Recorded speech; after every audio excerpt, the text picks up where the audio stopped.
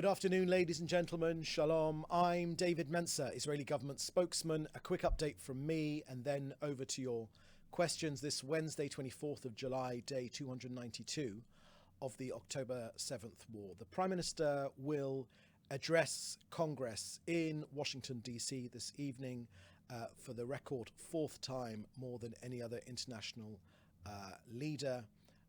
At around 9 p.m. Jerusalem time, which is around 2 p.m. Washington, D.C. As for the speech, the Prime Minister will emphasize the strong bond between the United States and Israel, Israel's position in its war against Hamas, the dangers of Iran and its axis of terror proxies posed to the Middle East, and the struggle to bring about the release of all of our hostages.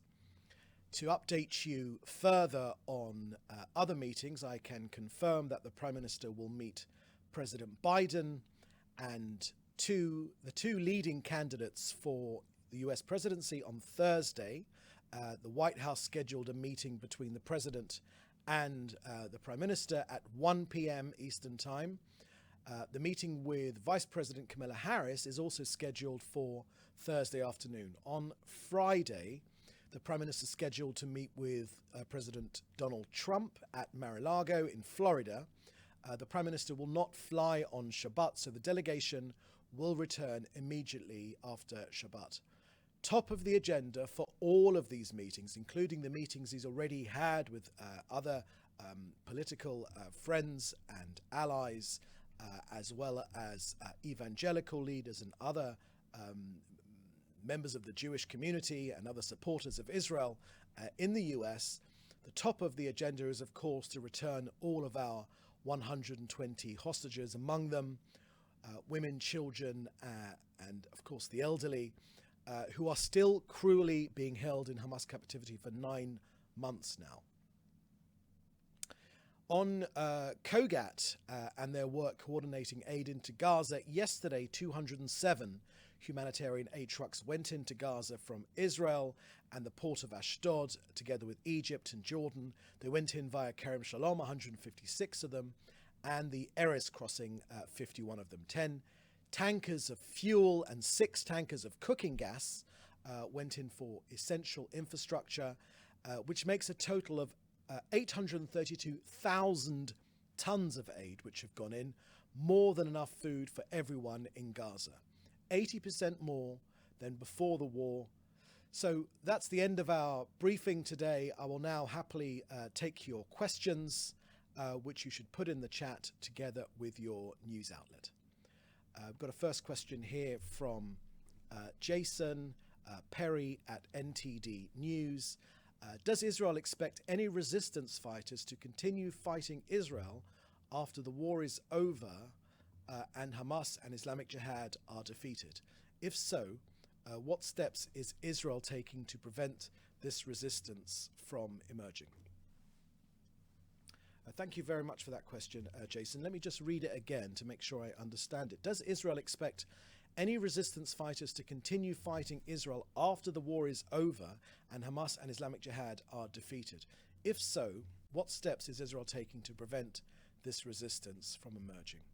Okay, thank you very much for that question, Jason.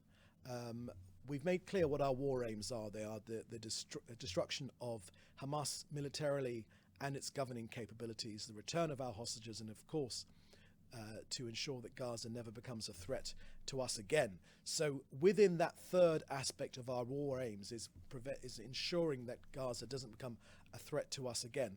The Israeli Prime Minister has spoken about the necessity, not the will, but the necessity to occasionally go in as security needs dictate to take care of terror threats against Israel in response to attacks, whether they're planned or whether they have taken place. That's a proviso which the Israeli Prime Minister has spoken about. It is certainly not our wish to do that. We would prefer not to do that, but that's the reality of the situation. We are destroying the terrorist network, but the other jihadis which are in Gaza, which seek to threaten us, as they do in Judea and Samaria, the West Bank, and in other areas as well, our security forces, as is the right, as is the duty of the government of this country to protect its citizens. All of us here in Israel, it is the duty to protect its citizens against these threats. And by necessity, we will be forced to occasionally, we wish it wasn't the case, but we will be forced to occasionally go into Gaza and take care of these security threats. Next question from Celia Vasdal from TV2 Norway. How does Israel respond to the many threats towards Israelis participating in the Olympics, and in particular to the latest video circulating of a masked person with the Palestinian flag on their chest calling for rivers of blood in Paris? Thank you very much for that question, Celia. The government has put out a fairly comprehensive response plan towards the situation at the Olympics. We, of course, at the Olympics have Israel's team has faced threats in the past. There have been more recent threats as well, which that briefing does make clear. So the security of our athletes, as well as the safety of other visitors to the Olympics, it is, of course, high in our mind, and of course our duty to protect our athletes together with the Israeli Olympic team in cooperation with the French authorities is, of course, very important. We do not take this lightly. That is why we are on extremely high alert, and all the athletes have been made clear of this situation. But I will send you, Celia, if I may, the latest briefing we have on the Olympics to give you more details on that.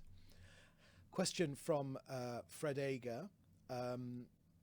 Release hostage Aviva Siegel, the wife of Keith Siegel, who is still in Hamas captivity, has called for a hostage deal today at a demonstration in DC and has asked Bibi to take the deal before it's too late, as she knows that Hamas captors torture everyone all the time, that the hostages are going through hell and they need to come home alive, now dead and not in a box. What are the main points of disagreement at the moment, and what is currently blocking? So thank you for that question, Fred. It seems a ridiculous point to make, but can I just, at the outset of this idea, just make clear that, of course, this is an extremely emotional subject, and no one can put themselves, God forbid, into the situation of the families of our dear hostages. They're going through hell for more than 290 days now, but it is Hamas which is holding them. And I can assure everyone here, as the Prime Minister has made clear from day one, getting our people back is the most important priority for Israel. It's the reason why the Prime Minister has taken with him on this delegation to the US released hostages, but also the family of other hostages. It is Hamas that has again and again walked away from a deal. Let's none of us be have any other illusion.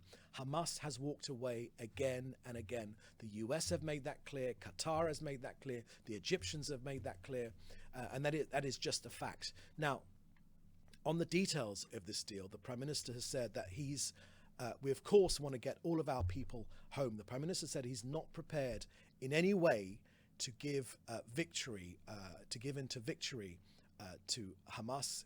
If we give up on this, we will be in danger in the face of Iran's entire axis of evil. But be in no doubt that these are fateful decisions for not only the hostages and their families, but also for the future of the State of Israel and for the entire Zionist enterprise. Let me explain this. Yes, the conditions are becoming ripe, without doubt, and the Prime Minister has made that clear, and that's certainly a very, very good sign. Also, we see that the enemy spirit, Hamas's spirit, is starting to break. We believe that if we are steadfast in our battle against these Iranian-backed jihadis, we can achieve a deal. As the Prime Minister has said, this is a process. Unfortunately, it will not take place all at once. We wish that it would. Again, we make clear that this war could be over right now, by this afternoon, by the time we put our children in bed. If Hamas lay down their arms and give back our hostages, it would be over instantly.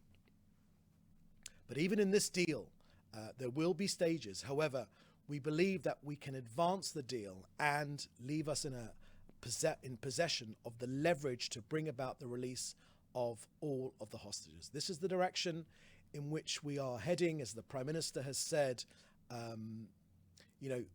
Things are developing and giving us hope.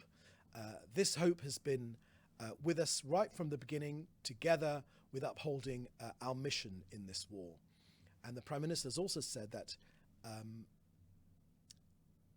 this has been a terrible hardship for the entire people of Israel, a nightmare for the families and friends, a nightmare, a living hell, which they are experiencing, and we're all experiencing together at obviously a lesser degree. But we're asking Israelis not to lose hope, and all the other hostages as well. There are hostages from other nationalities as well, not Israelis. We're asking them not to lose hope. Together, we will get there. Now, just to speak a little bit more about the hostage negotiations, before setting off for the US, the Prime Minister held in-depth discussions regarding the hostages together with the hostage negotiation team and other senior security officials. And I can confirm that the Prime Minister directed that the negotiation team be sent for discussions on Thursday. Now, you've heard me state our position on the hostage deal, on a hostage release deal, and I'll say them again just so it's clear.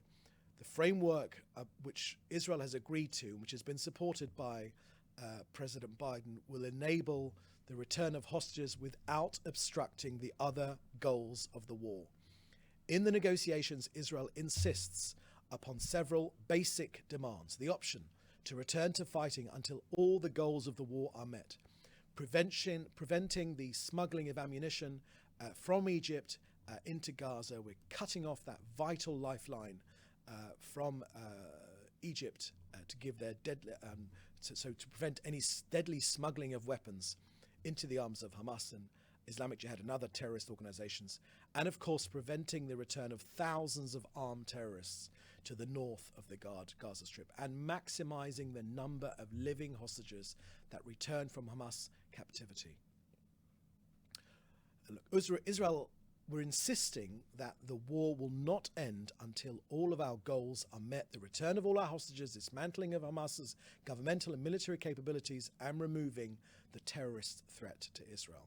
So, Fred, that's a longer answer than you were probably expecting, but I just wanted to lay out the case as clearly as we possibly can.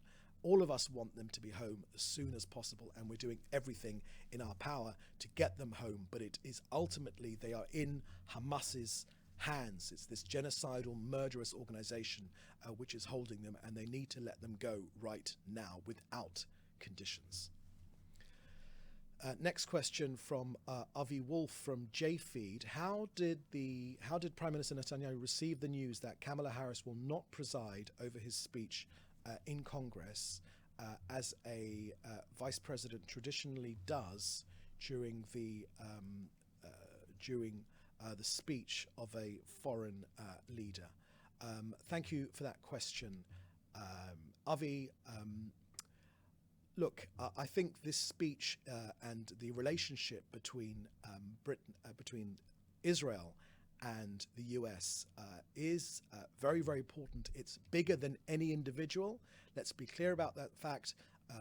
Israel and the US have stood together for decades and decades and decades. May I remind you that it was a Democrat President Truman, who was the first world leader to welcome the establishment of the State of Israel 11 minutes after this country was declared on the 14th of May 1948. And ever since then, we've been side by side. We're facing enemies side by side. We have so many things in common. We share so many values, that of democracy. You know, we're the only democracy in hundreds of miles in any direction. We're a bastion of liberty in a very, very difficult neighborhood, but also we share enemies. That enemy is Iran, of course. And whoever wins the US presidential election, and it is of course up to the American people to decide who that is. And that is whoever wins that election, Israel will work together with them and we look forward to continuing to build the strong alliance between our two countries, which is based on shared values I talked about, but also shared threats. As I mentioned to you as well, that the Prime Minister will be meeting Kamala Harris also tomorrow afternoon. Next question from David Clement from the News Forum. Yesterday, a video was released on social media that appears to be someone from Hamas threatening the Paris Olympics and the people of France. Has the government evaluated the legitimacy of the video? Thank you very much for that question, David Clement from the News Forum. I'm going to share, if I may, on the group, the particular group about this briefing, and whoever's not on this group, please do drop me a line, our latest guidance and our latest position on the Paris Olympics. Look, we've lived with threats against our people, and they have unfortunately been. None of us here in Israel can forget the terrible threats and the death of our Olympians in Munich in the 1970s. All of us are working together here, Israeli security forces, but also in partnership with the government of France and the French police, to ensure that the Olympics are carried off in a peaceful way, in a harmonious way, as befits the spirit of the Olympics. So if I may, David, I will pass on our latest briefing on the Olympics. Next question here is from Joel Pollack at Breitbart News. Why would any Israeli criticize Noah Argamani for anything? Is the criticism of Argamani for traveling with the Prime Minister a sign that Israel is returning to the divisions that existed before October 7th? Thank you for that question, Joel. The Prime Minister made a specific comment on this subject. No one can be anything but moved at the way that Noah Argamani has carried herself, being in Hamas custody for so many months, being held by the Hamas terrorists, with all the terrible things, the malnutrition and the terrible treatment which she has spoken about so freely, the appalling act of keeping her away from her mother, who sadly has since passed away, but at least due to the bravery of Israel's armed forces in rescuing her together with other hostages, she was able to spend some precious days with her mother before her mother passed away. The Prime Minister's made his comments clear on this. I would just say to you, Joel, that there is a tendency to believe that whatever happens in the media is some sort of, national phenomenon. It's not. The majority of Israel's people, till today, have nothing but love and support for our hostages. All of us want the Prime Minister and his mission in Washington, his mission to succeed on behalf of the State of Israel, to bring our people home and to continue the strong alliance against the enemies of Israel, namely Iran, and the seven-front battle against terrorism which we're facing. So I would point you, Joel, to that statement from the Prime Minister. And also I would like to pay tribute to the incredible bravery of Noah Argamani and her father, who during the Shloshim, the 30 days mourning period since Noah's mother passed away, they still accepted the Prime Minister's invitation to join him, because they want to help bring all of the hostages home. The point of this visit, one of the key points of this visit, is to engender support from America's people and their elected representatives to put pressure on Hamas to bring our people home. So we've got nothing but praise for Noah Argamani and all the other hostage families that have taken place. And of course, the terrible plight, the terrible situation which other hostage families, look, they've all got their opinions. None of us can criticize them in any way, shape or form. It's a very, very difficult, it's very difficult that what they're going through, and none of us can judge in any way, shape or form, but we're all working towards the same objective, is to get them released from Hamas's custody.